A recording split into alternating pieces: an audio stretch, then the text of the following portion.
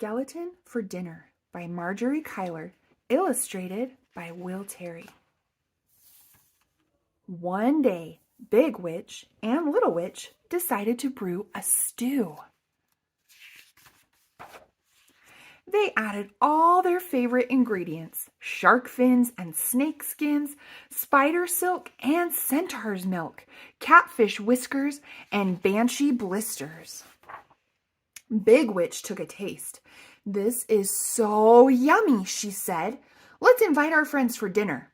"What fun," said Little Witch. "I'll make a list. Ghost, ghoul, and skeleton," boomed Big Witch. "We must have skeleton for dinner." Just then, Skeleton was clickety-clacking up the hill. As he reached the top, he saw Little Witch's list pegged to a tree. He heard what Big Witch said to Little Witch. "I think they want to have me for dinner," cried Skeleton. "I don't want to be eaten." His bones began to quake and shake. Before the witches saw him, he rat-a-bat-tatted down the hill and jingle-jangled as fast as he could to Ghosts. "The witches want me in their stew, and they want to eat you too," he screeched. "Oh, no," wailed Ghost, and she floated after Skeleton. They scooted by the graveyard where Ghoul was shoveling dirt. "Where are you going in such a hurry?" he asked. "The witches want us in their stew, and they want to eat you too," said Skeleton. "Yikes!" shouted Ghoul. "Let's go hide," and he dashed after the others. Back on the hill, Little Witch said, "I'm off to invite our friends for dinner," and away she flew on her broomstick.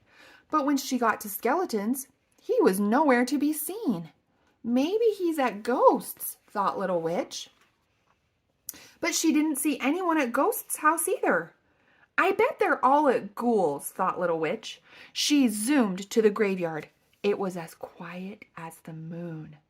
"Where is everybody?" said Little Witch. "How can I invite our friends for dinner if they've all disappeared?" She flew back to the top of the hill. "I couldn't find anybody at home," she told Big Witch. "I guess we'll have to eat our stew all by ourselves. And I was really looking forward to our party." She took down the sign and began to cry. Crow flew down and picked it up. "I think I know what's wrong," he cawed, and off he flew, flapping his wings. He went to Skeleton's. No skeleton. He went to Ghost's.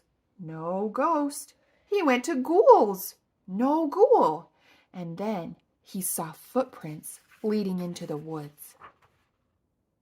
He followed them to a big tree.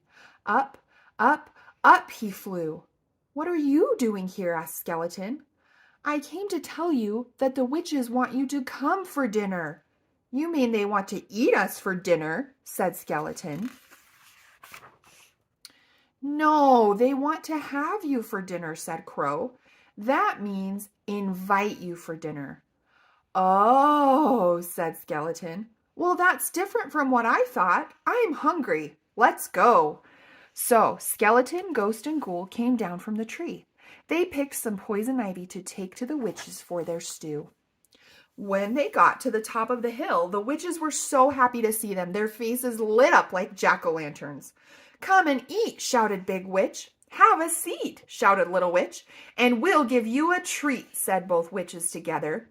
"It looks so yummy," said Skeleton, "that I wish I had a tummy." And they all had fun eating the witches' stew together.